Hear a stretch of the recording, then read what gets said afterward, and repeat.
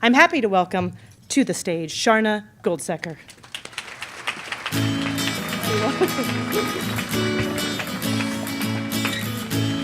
Wow, thank you, Ophira. Good afternoon, everyone. So I remember the morning when I first became a Next Generation donor. It was Labor Day weekend, and the annual Jerry Lewis Telethon was on TV. I had the mixed emotions of an early rising 10-year-old. I was pleased that my parents were allowing me to watch another hour of television, yet I was a little disturbed at what I was witnessing on the television screen.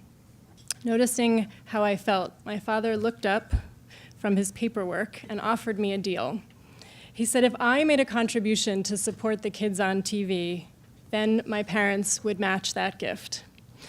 I couldn't have had much of a net worth at that point. I was 10, and it was the early 80s, and kids only got allowance in coins.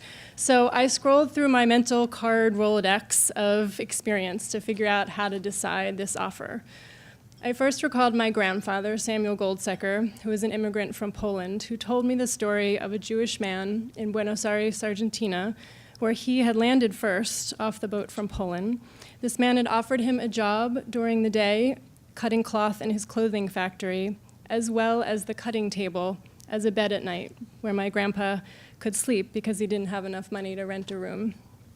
And then I recalled my grandmother, Johanna Abrams, who was raised the third child of a single mom, who went to work at age 13 in an ice cream factory every day after school, and despite her familiarity with scarcity, she would give away the food off her table to anyone who was hungry. Perhaps most importantly, I thought of my mother, recalling the day she brought me to the senior center where she volunteered.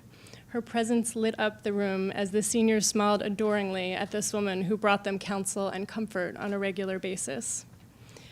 When I looked up, my father was still waiting patiently. I realized this must be connected to the night the week before when my parents let me stay up late and attend a meeting of the Goldseker Foundation, which was contributing funds to help ease the challenges facing low-income residents of Baltimore.